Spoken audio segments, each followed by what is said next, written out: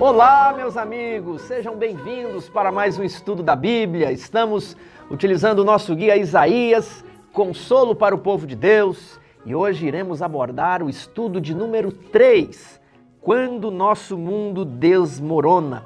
Nós vamos também estudar o capítulo 7 de Isaías, e o assunto é muito importante, o assunto é intrigante. A propósito, o assunto é enigmático. Gostaria de dizer para você que a Bíblia é um livro de mistérios. Sim, a Bíblia é um livro de enigmas, Tiago, mas então não é possível compreendê-la. E aqui que está o ponto. A Bíblia é um livro de mistérios e enigmas passíveis de serem compreendidos. Não por aqueles que apenas leem a Bíblia superficialmente, não pelos leitores ocasionais, Alguns dias no mês, alguns dias no ano, ele ouve uma palestra. Por esses a Bíblia não será compreendida. Eu lamento em lhe dizer, vou retomar o que estudamos aqui na semana passada, sobre o capítulo 6, verso 9. Então disse ele, vai, dize a este povo, ouvi, ouvi e nada entendais. Vede, vede, mas não percebais. Olha só, o povo iria ouvir a palavra de Deus, mas não entender. Por quê? Será que isso aconteceria com todo mundo?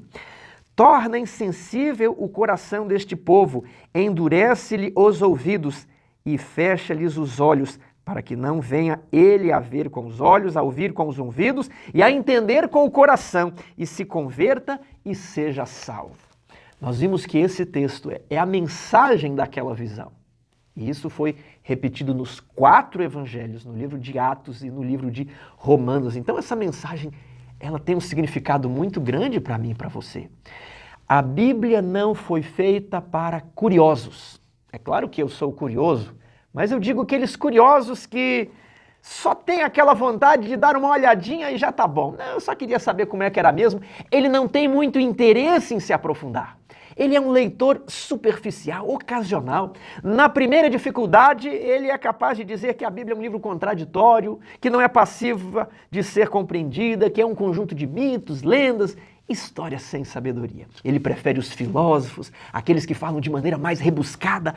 E aí os discípulos perguntaram, Senhor, por que tu fala em parábolas?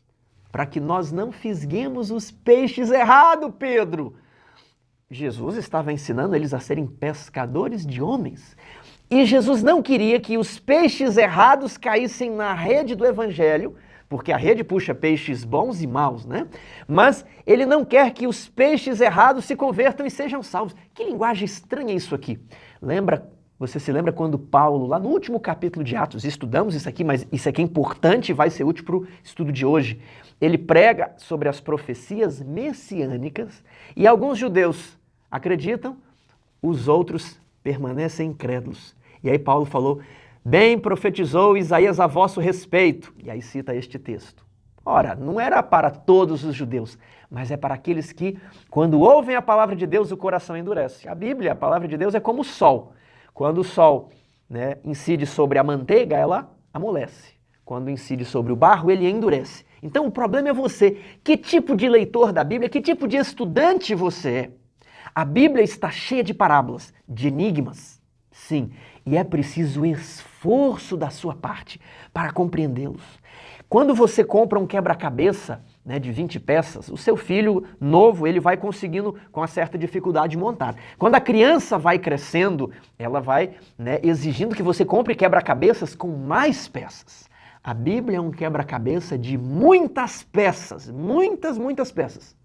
Mas não é um quebra-cabeça impossível de ser montado. E aqui é o meu desafio para você. A Bíblia não é feita para curiosos. O simples curioso que olha aqui, não, isso aqui não me interessa, isso aqui não tem sabedoria, isso aqui é um conjunto de mitos e lendas, ele não tem fé para acreditar que essa palavra pode transformar a vida dele. Por isso que ele é um leitor superficial. Ele não tem fé em acreditar que o quebra-cabeça profético pode ser montado. E se ele não tem fé, ele não pode agradar a Deus. E quem não pode agradar a Deus, não pode ir para o céu. Nós somos salvos pela fé. E quem não tem fé não é salvo. Você está compreendendo a importância de estudar esse livro para destravar a parábola, para decodificar o enigma, para completar o quebra-cabeça. E é por isso que nós precisamos ler e ler e ler e ler, porque esta palavra é a sua vida.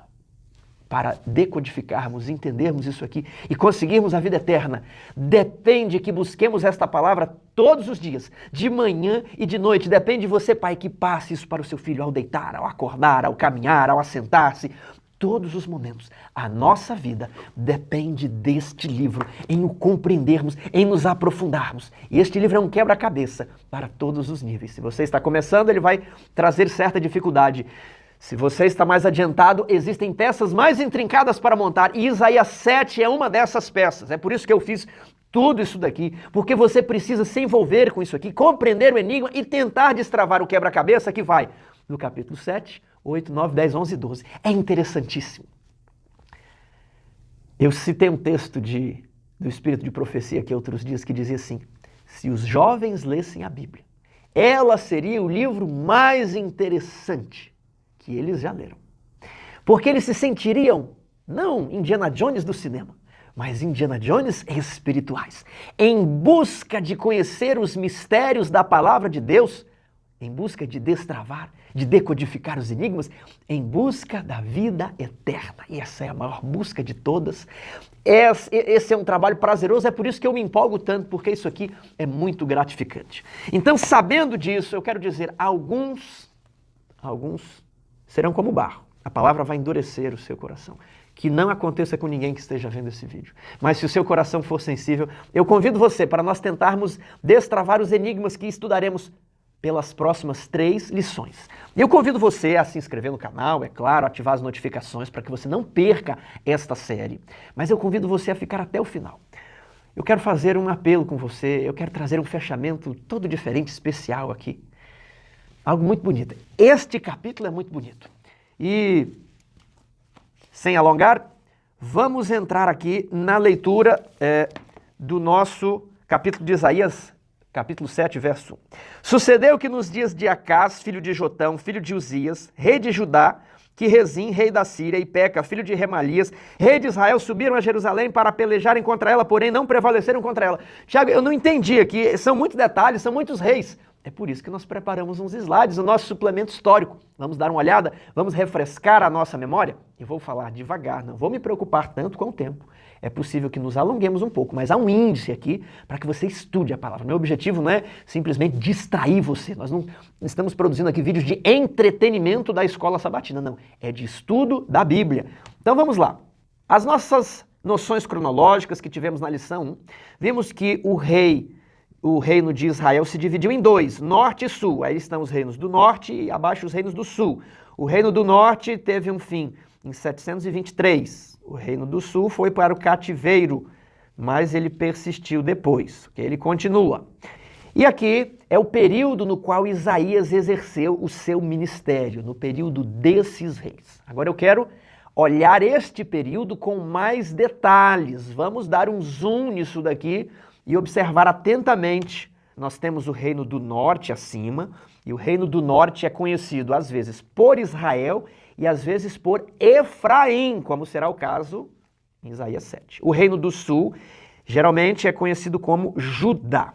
E nós temos aqui Azarias, Uzias, um rei que será nossa referência, ele reinou por 52 anos.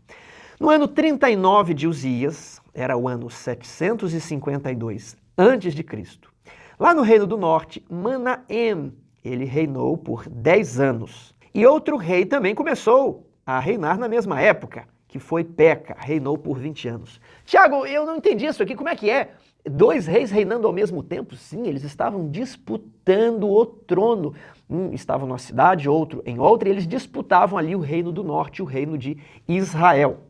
Agora, no ano 50, foi o fim do reino de Manaém, e começou o reinado de Pecaías, que reinou por 2 anos, e coincidiu ali com o fim do reinado de Uzias também.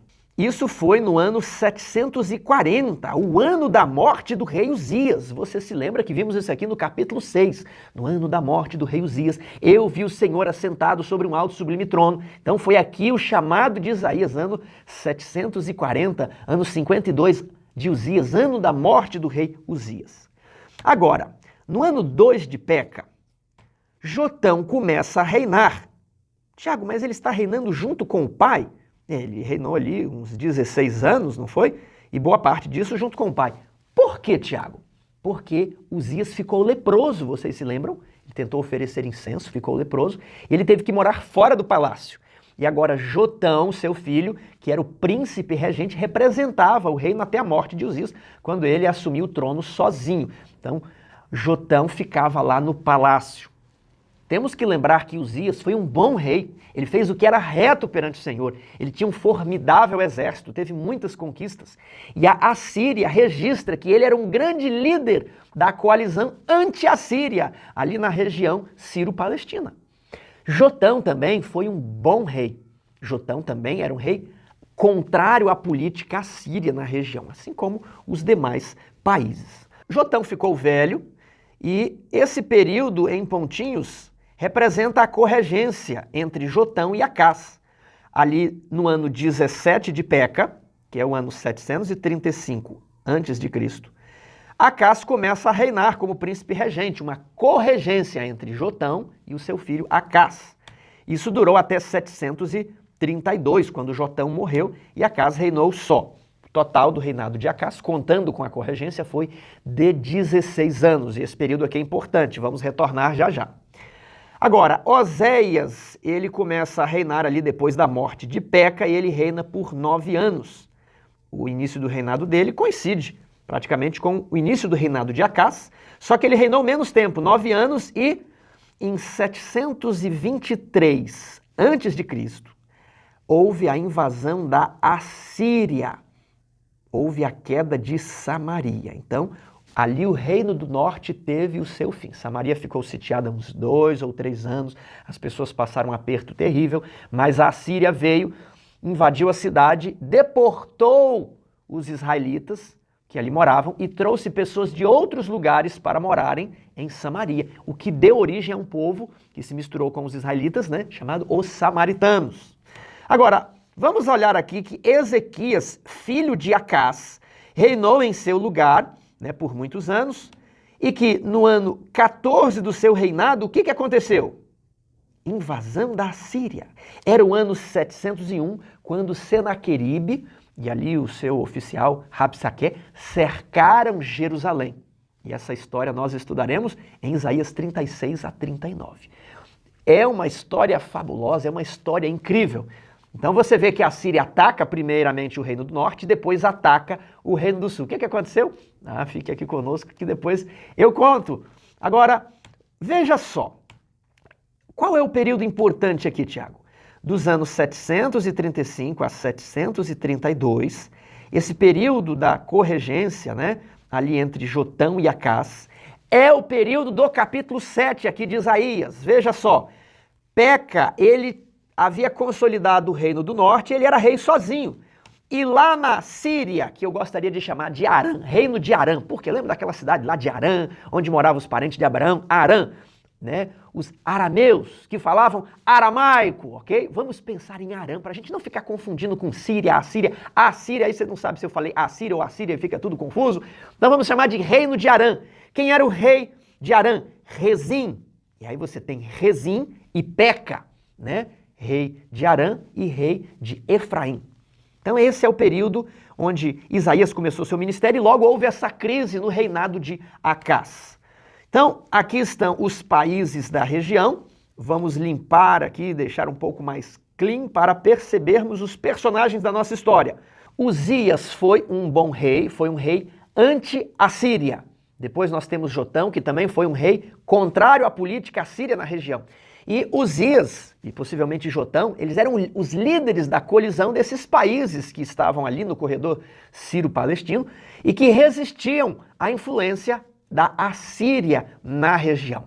Só que quando morre Uzias, morre Jotão e Acás começa a sua corregência, Acás manifestava uma política pró-assíria. Ele era favorável à política de expansão assíria. E a Síria estava se expandindo para o norte, estava se expandindo para o sul. E Acás talvez pensou assim, olha, eu vou apostar no cavalo que vai vencer essa batalha. Talvez as pessoas aqui estão resistindo, mas no futuro a Síria vai se tornar uma grande potência. E se eu fizer a aposta certa agora, eu serei recompensado no futuro. E qual foi o destino de Acás? Fique conosco aqui na história. Só que outros países ali começaram a atacar Judá. Os filisteus que estavam no ocidente atacaram Judá por ali. Os edomitas também atacaram Judá pelo leste. Só que o mais ameaçador era a aliança de Efraim, Israel, o rei Peca, e a ameaça, né, a coligação que ele tinha com Arã, Síria, e o rei se chamava Rezim. E aqui é o panorama do nosso verso 1 do capítulo 7 de Isaías. Perigo vindo do norte, aqui também é a parte de domingo, que é crise aterrorizante o rei Acaz enfrentou no início do seu reinado, a crise que nós acabamos aqui de descrever. Ele falou, não, eu vou ser pró-Síria, e aí ele se vê cercado de inimigos, todos contra ele, principalmente uma colisão de Efraim, rei do norte, e de Arã, Síria. E agora, qual é a lição dessa história para nós? É isso que nós vamos descobrir lendo os próximos versos de Isaías. E já passamos para segunda-feira, tentativa de interceptação. Verso 2. Deu-se aviso à casa de Davi. A Síria está aliada com Efraim. Então ficou agitado o coração de Acaz e o coração do seu povo, como se agitam as árvores do bosque com o vento. Percebeu aqui a linguagem poética de Isaías? Percebeu a beleza, a força, né? Você percebe o vento, a tempestade agitando, e aqui o coração do povo, ele usa a metáfora, agitou-se como as árvores no bosque diante de um vento tempestuoso. Todo o livro de Isaías vai ser assim. Perceba a beleza nas figuras. Disse o Senhor a Isaías, agora sai tu com o teu filho que se chama um resto volverá ao encontro de Acaz, que está na outra extremidade do aqueduto do açude superior, junto ao caminho do campo do lavandeiro. E diz-lhe, esse campo do lavandeiro, perto desse açude, nos faz crer que o momento de encontro foi ali próximo, no Vale de Cedron, que está entre o Monte das Oliveiras e entre o Monte Sião. A fonte de Gihon, ela ficava fora dos muros da cidade nesse período de Acaz ainda, e Acaz estava ali inspecionando os suprimentos de água, como que eles iriam fazer, e se os inimigos cortassem a água. Então, ali próximo de um aqueduto que levava água para um outro açude, trazendo água da fonte de Gihon, que ficava, né, exposto de certo modo, ali foi o ponto de encontro, presta atenção. Esse aqueduto se chamava Shiloá e depois deriva o nome, né? Siloé, o tanque de Siloé. Isso aqui está tudo relacionado. Verso 4, diz-lhe, acautela-te e aquieta-te. Não temas nem te desanime o teu coração por causa destes tocos de tições fumegantes. Por causa do ardor da ira de Rezim e da Síria e do filho de Remalias, que é o rei Peca. Porquanto a Síria resolveu fazer-te mal, bem como Efraim e o filho de Remalias, dizendo, subamos contra Judá e amedrontemo-lo e conquistemos para nós e façamos reinar no meio dele o filho de Tabiel. Nós não sabemos quem é esse aqui, mas possivelmente alguém que seria alinhado à política anti-assíria. Assim diz o Senhor Deus, isto não subsistirá, nem tampouco acontecerá. Mas a capital da Síria será Damasco, ou seja, eles não vão tomar isso aqui, a Síria vai ficar no seu lugar, Efraim ficará no seu lugar. Final do verso 9. Se não crerdes, certamente não permanecereis. Fique tranquilo, haverá um livramento, Acaz. E eu fico me perguntando, que tipo de rei era Acaz? Uzias foi um rei que fez o que era reto perante o Senhor, apesar de ter escorregado no fim da vida. Jotão fez o que era reto perante o Senhor. Agora Acaz se vendeu para fazer o mal. Acaz praticou toda a espécie dos pecados que eram comuns aos reis do norte, aos reis de Israel. Ele construiu altares a outros deuses, ele levantou ídolos e ele sacrificou o próprio filho no fogo, no Vale de Inom. Ele sacrificou não só um filho, como diz o livro de Reis, e o livro de Crônicas diz que fez passar os seus filhos pelo fogo. Acaz era um rei ímpio, Acaz era um rei mau. E aqui está uma lição. Mesmo quando o nosso mundo desmorona por causa das nossas escolhas e dos nossos pecados, não é o fim. Deus possui uma palavra de consolo, mas não é uma palavra assim, vai dar tudo certo. Não, é uma palavra, confia em Deus.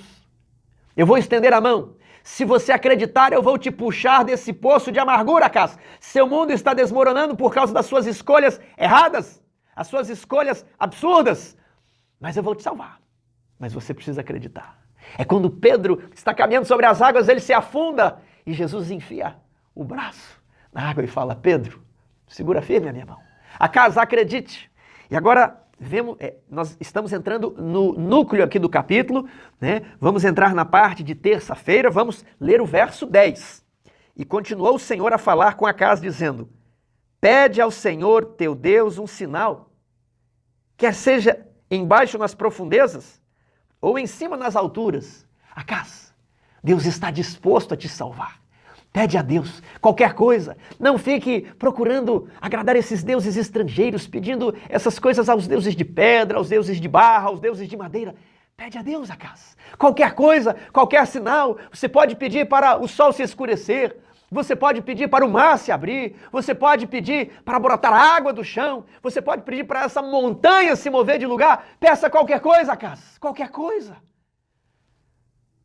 Essa oportunidade foi franqueada a muitas poucas pessoas em toda a história da humanidade. E Deus concedeu essa oportunidade a Acaz, um rei ímpio, um rei que sacrificou os filhos, um rei que queimou os filhos. Verso 12. Acaz, porém, disse, note que o verso 10 diz, e continuou o Senhor a falar a Acaz. Não era Isaías, era o Senhor, era Deus. Verso 12, Acaz, porém, disse, não pedirei, nem tentarei ao Senhor. Acaz estava com 21 anos nessa época, era um jovem, soberbo, arrogante, e deve ter rido na cara de Isaías e falado, não vou pedir não tentarei ao Senhor. Acredita-se que os reis precisavam ler trechos do livro de Deuteronômio para tomar posse. Alguns comentaristas entendem que Acaz está citando um trecho do livro de Deuteronômio para dizer assim, ô Isaías, eu não vou pedir não. Sabe por quê? Porque na Bíblia também está escrito, né? Não tentarás ao Senhor. Jovem, arrogante, obstinado, rebelde, um rei ímpio, um rei que matava seus filhos. Verso 13.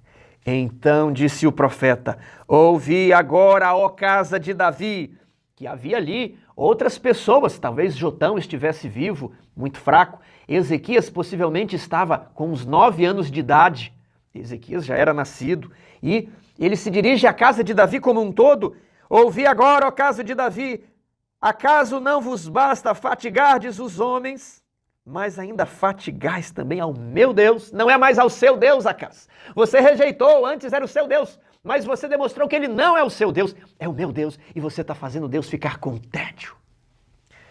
Verso 14, portanto o Senhor mesmo vos dará sinal, eis que a virgem conceberá e dará luz a um filho e lhe chamará Emanuel. E essa criança comerá manteiga e mel quando ela estiver na idade de desprezar o mal e escolher o bem. Na verdade, antes que este menino saiba desprezar o mal e escolher o bem, será desamparada a terra, ante cujos 2 reis tu tremes de medo.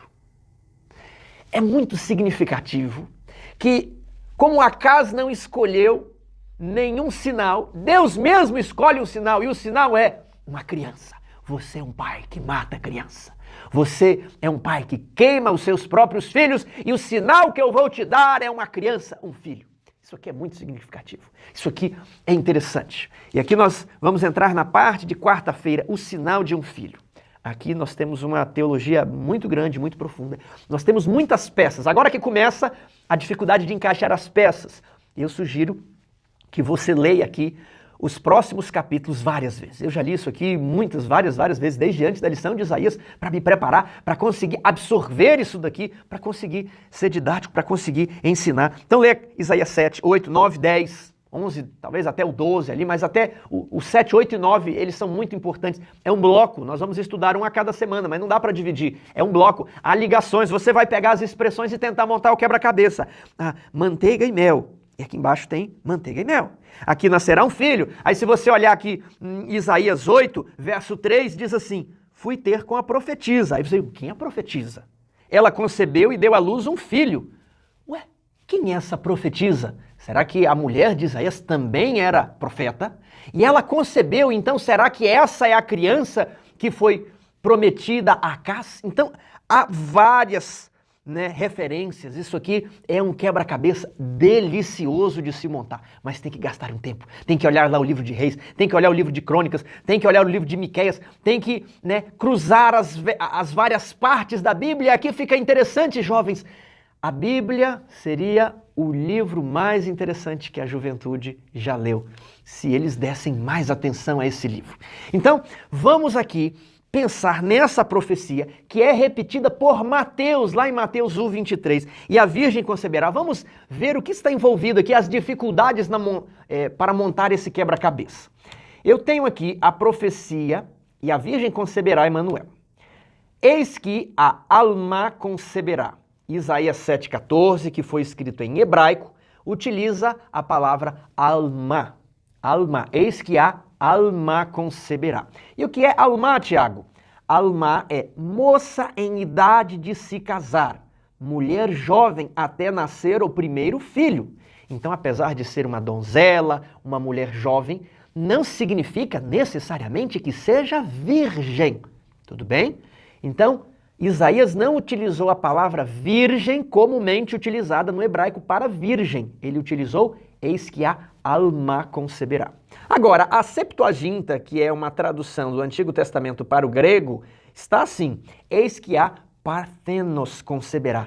Parthenos, porque foi traduzido para o grego. Então já não estão usando mais Alma no hebraico, mas Parthenos do grego. E o que significa esse vocábulo? Vejamos aí. Parthenos, virgem ou mulher solteira.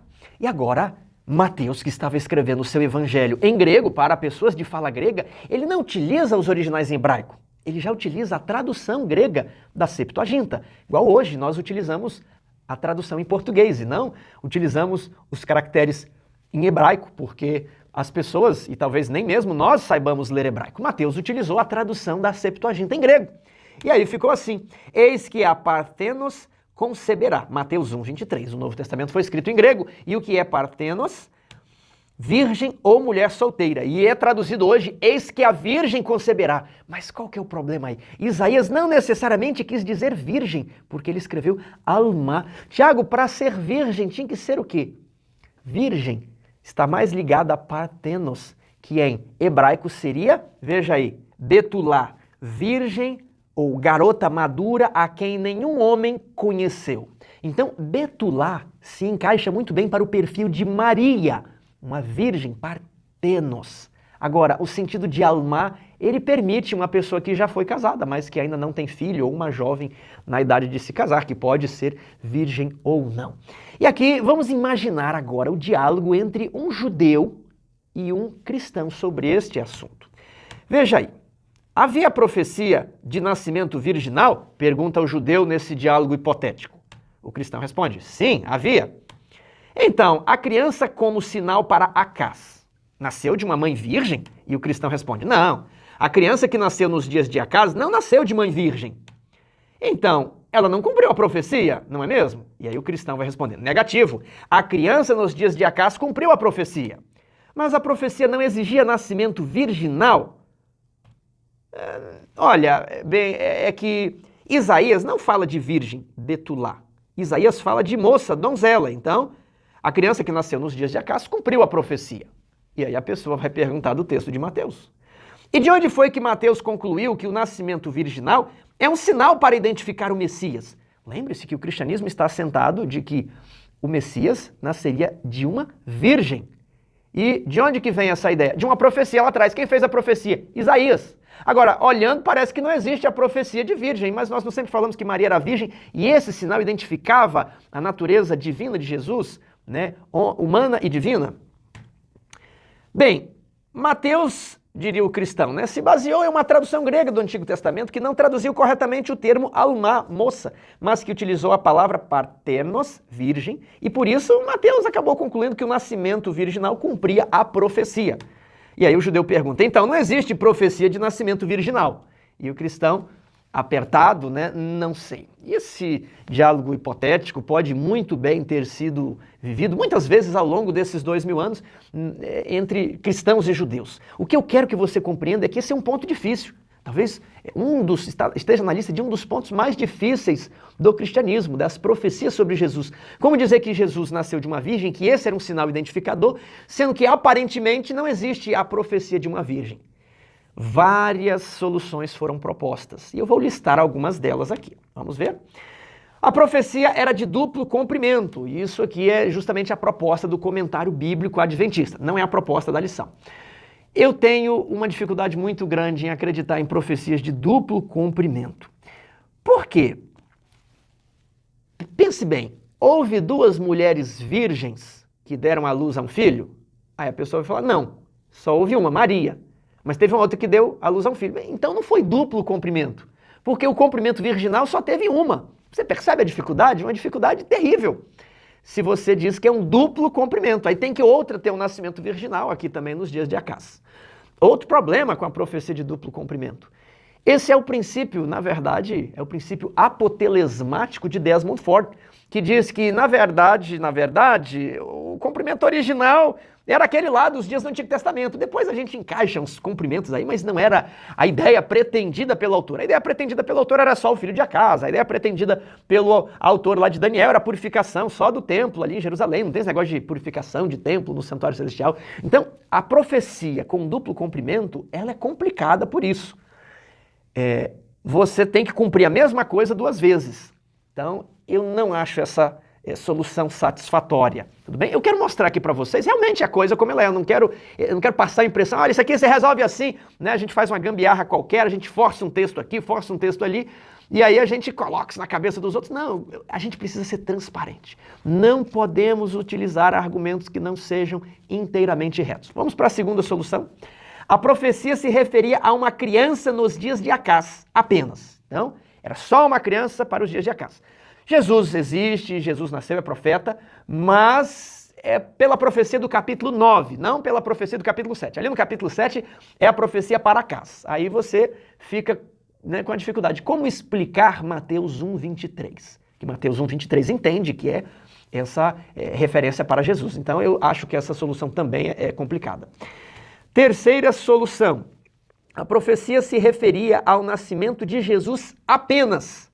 E não nasceu nenhuma criança ali nos dias de Acás. Não é o filho de Isaías, não é o filho de Acás. Você tem que entender que ali na hipótese 2, né, quem é a virgem? Quem é a Almá? Alguns entendem que a Almá era esposa de Acás, alguns entendem que era uma outra donzela do palácio, e alguns entendem que era a mulher de Isaías e que o filho é o filho de Isaías. Por quê, Tiago?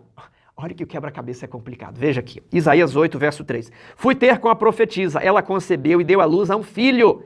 Então me disse o Senhor, põe nele o nome de rápido despojo, presa segura. Ah, Tiago, quase que você, né, me assustou aqui. Eu já pensei que esse filho seria Emanuel, né? Mas ainda bem que a Bíblia diz que foi posto o nome nele de rápido despojo, presa segura, né? Talvez era uma criança que nasceu junto com o Emanuel ali daquela época. Olha agora o verso 8. Penetrarão em Judá, inundando e passando por ele, chegarão até o pescoço, as alas estendidas do teu exército cobrirão a largura da tua terra, ó Emanuel. Peraí, quer dizer então que ele, depois de falar do filho de Isaías, tem um trechinho e fala, ó Emanuel, será que o Emanuel é o filho de Isaías? Você entende porque muitas pessoas acham que esse Emanuel é o filho de Isaías? E essa virgem Almá seria a esposa de Isaías, que era muito nova, Isaías era jovem naquela época. Tudo bem. Então, alguns acham que não houve criança aqui, nem filho de Acás, nem filho de Isaías, nem filho de ninguém, e que essa profecia se refere apenas a Jesus. Essa é a proposta da lição, aqui na parte de quarta-feira. Quem é essa mulher? Ele até trabalha, né? Alguns sugerem que seja Ezequias, mas Ezequias já tinha por volta de uns 9 anos nessa época, né? Um parto, ele vai colocar, você vê os últimos capítulos aqui, mas ele vai sugerir que Jesus é identificado como Emanuel, nascido miraculosamente de uma virgem ali nos dias do Novo Testamento. Agora, por que então eu acho essa solução complicada também? Porque se você lê o contexto aqui, parece que não é um sinal ali lá para os dias de Jesus. Houve um sinal nos dias de Acás. É todo trabalhado um texto aqui de que quando essa criança soubesse discernir entre o bem e o mal, que na tradição judaica é por volta dos 12 anos. Aos 12 anos Jesus foi levado ao templo, aos 12 anos ocorre o Bar Mitzvah, que é a passagem da infância para a vida adulta. Então, por volta dos 12 anos, a terra ante cujos 2 reis, Acas tremia de medo, seria desamparada. E daqui a pouco você vai ver o que vai acontecer. Então, há várias relações aqui da manteiga e mel que a criança comeria como resultado do que aconteceria na terra. Então, parece que houve uma criança ali naqueles dias, né? Nada nos indica que ela só se referisse a Jesus. Quarta solução. Como Acas não acreditou, a profecia foi postergada até o nascimento de Jesus. Essa aqui é uma solução criativa. Agora, a Bíblia não fala nada que a profecia não aconteceu, mas também a gente não sabe quem foi a criança, né? Um ponto parecido ali com a posição 3. Agora, a quinta, que ela é muito difundida entre os cristãos, é assim.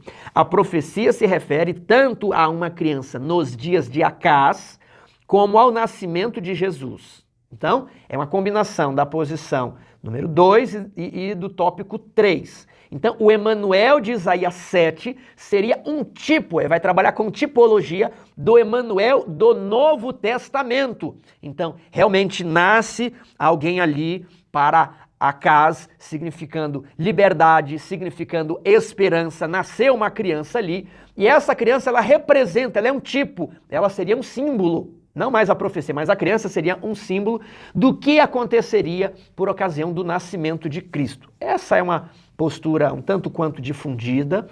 Eu, particularmente, tenho uma inclinação por essa postura, mas ela não explica tudo. E a questão do nascimento virginal, então, como explicar o texto de Mateus? Eu quero dizer que eu não tenho uma resposta assim, olha, é isso para dar para vocês. E talvez muitos teólogos também não tenham, né? Alguns trabalham com a parte linguística do Alma, do Betulá, né?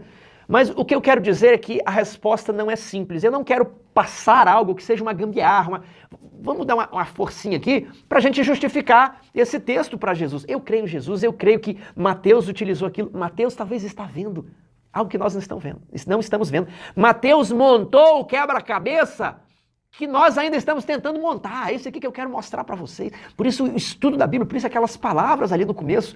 Andaram 3 anos com Jesus e não montaram algumas peças, mas depois Jesus, né, explicou o que constava dele nos profetas, na lei e nos salmos, e abriu-lhes o entendimento. E talvez a mente de Mateus se abriu, ele compreendeu isso aqui. Certamente isso aqui fala do Messias. Eu quero mostrar para vocês os textos que eu já li. Ali a profetisa, né, concebeu. Agora, veja o verso 18 do capítulo 8. Eis-me aqui e os filhos que o Senhor me deu, filhos para sinais e para maravilhas em Israel. Olha, eis-me aqui os filhos. Então Isaías tinha 2 filhos com nomes diferentes, né? Um resto volverá, rápido despojo, presa segura. Para que querer esses filhos? Eram sinais. Será que havia mais um terceiro, o Emanuel, que eram filhos para sinais? Sinais para um rei que queimava e matava e sacrificava crianças? Isso aqui tudo é muito significativo. Agora, veja o capítulo 9, verso 2. O povo que andava em trevas viu grande luz. Qual povo? Aquele da parte da Galileia que foi destroçada pela Síria. Agora eles viram grande luz, né? Qual grande luz? Verso 1. Olha,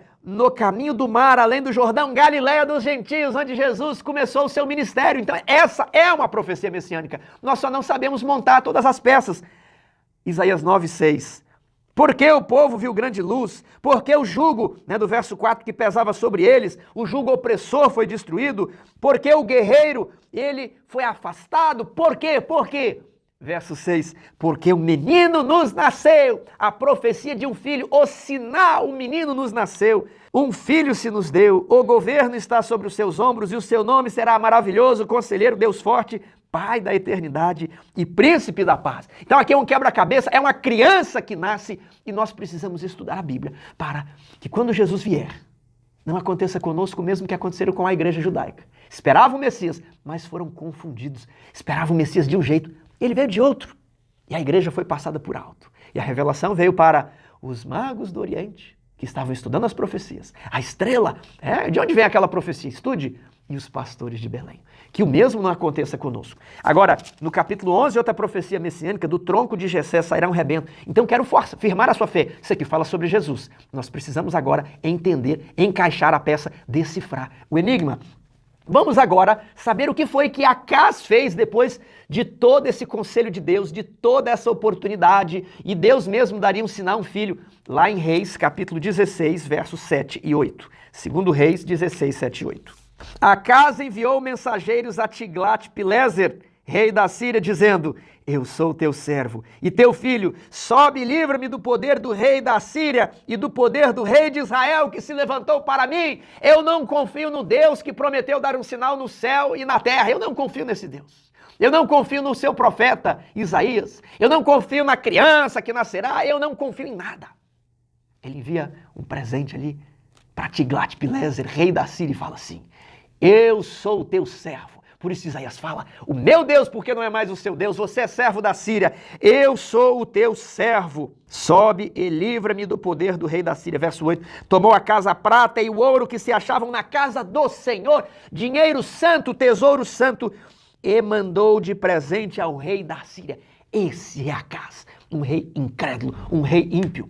Veja agora o que aconteceu. Judá estava cercado por todos os lados, mas então o rei da Síria atacou os filisteus. E depois a ameaça de Edom também se desfez. E logo ele atacou a Síria, Arã. E aí a colisão entre Israel e Síria também se desfez. E veja que a Síria tomou o território de Arã. Quando? Em 732, no finalzinho da corregência entre Jotão e Acaz. Pouco tempo antes de a criança, completar 2 ou 3 anos. Tudo bem? Ali a corregência começou em 735, aqui é 732 a.C.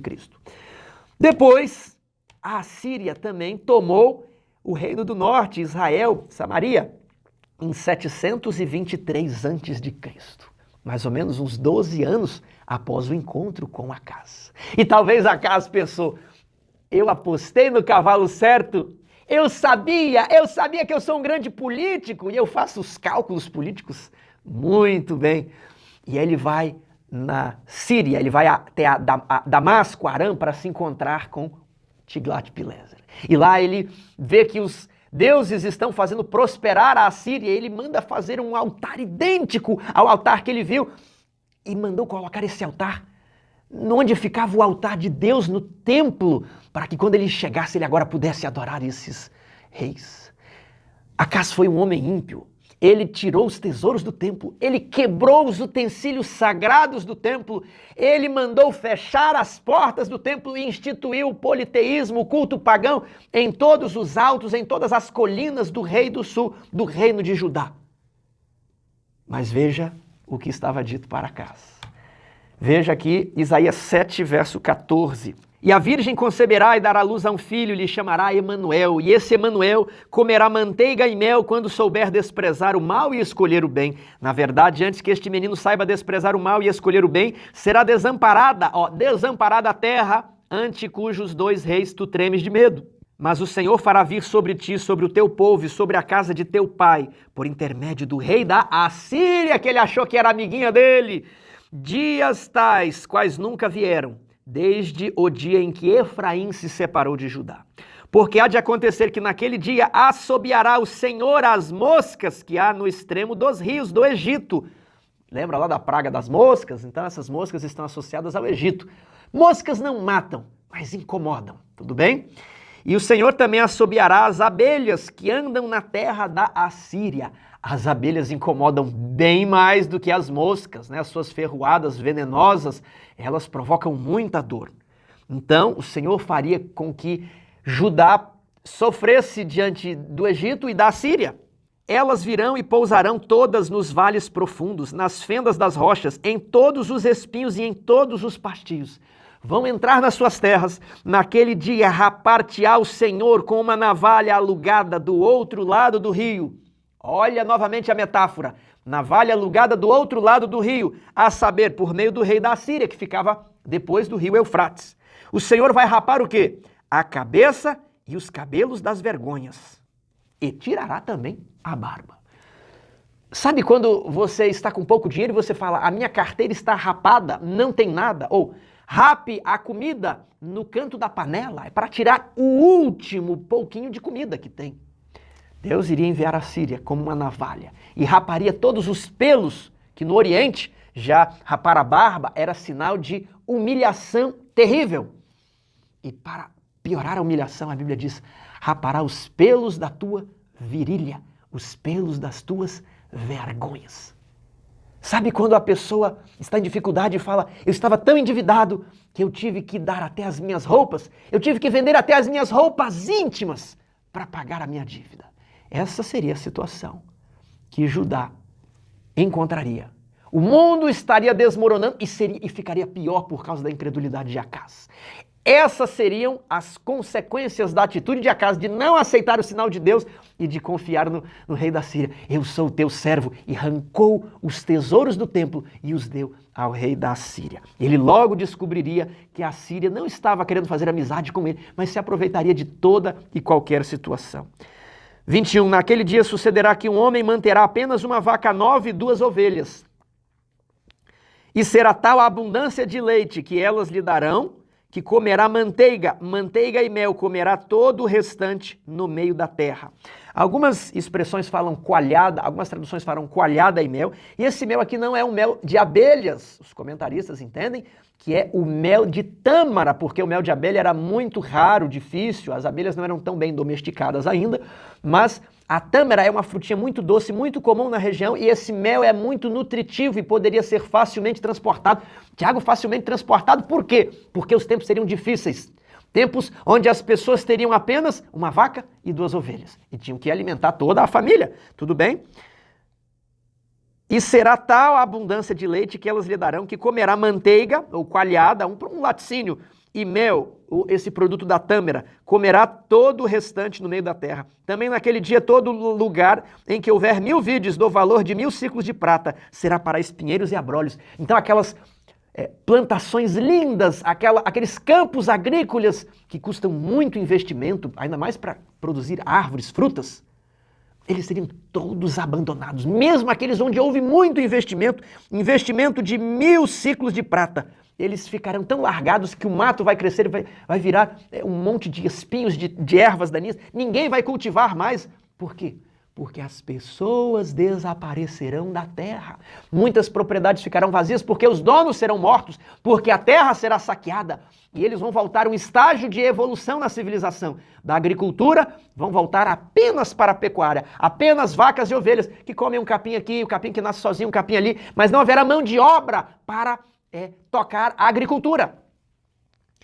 24. Com flechas e arcos se entrará aí, onde antes eram vinhas, onde antes eram campos agrícolas, porque os espinheiros e abrolhos cobrirão toda a terra. E por que arco e flecha? Porque os animais selvagens iriam se multiplicar. A terra estava abandonada, desolada. Essa foi a consequência da escolha de Acaz. 25. Quanto a todos os montes que os homens costumam sachar, cavar, fazer os sulcos ali para plantar, para ali não irás, por temeres os espinhos e abrolhos. Serão para pasto de bois e para serem pisados de ovelhas. A terra ficará tão abandonada, tão abandonada, tão abandonada que onde antes se praticava agricultura virará bosque. Lá é bosque, aqui no Brasil seria floresta, mata atlântica, floresta amazônica, ia crescer muitos cipós, árvores, capim, mato, espinhos, que não é possível você passar por ali. Lá é uma outra agricultura, mas a mensagem é que a terra ficaria desolada por causa das escolhas de Acaz. E qual que é a questão aqui? Quinta-feira, Deus conosco. Qual que era a mensagem? Apesar das consequências de Acaz, Deus não abandonaria Judá. Deus, Emanuel, não é apenas Deus conosco, mas Deus que está presente. Ele, o nosso Deus, está conosco. E eu gostaria de terminar aplicando este texto na história de uma pessoa que presenciou toda esta cena. Uma pessoa que conheceu muito bem Acaz e conheceu muito bem Isaías. E essa pessoa é Ezequias.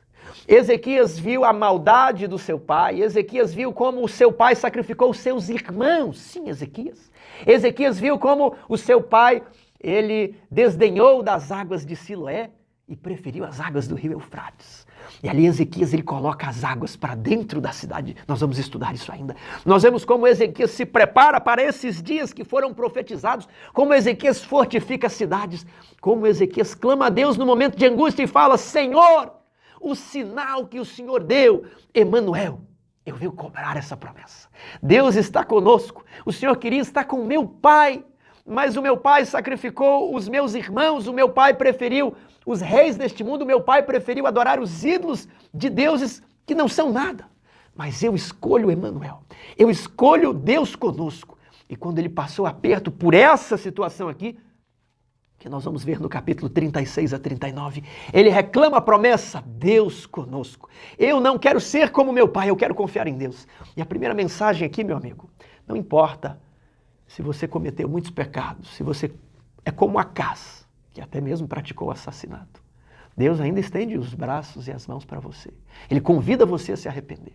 Não importa se você veio de uma família complicada como a família de Ezequias, um pai que matou os irmãos. Ezequias viu os seus irmãos morrerem na guerra, os que restaram. Ezequias viu toda essa desgraça da invasão de Peca e de Rezim, porque eles em um só dia mataram 120 mil homens, porque Acás quis confiar na Síria.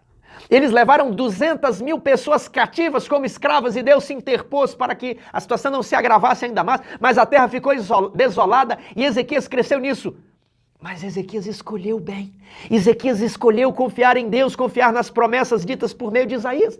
E se você vem de um contexto ruim, terrível, existe esperança para os que crescem em um contexto emocional devastador.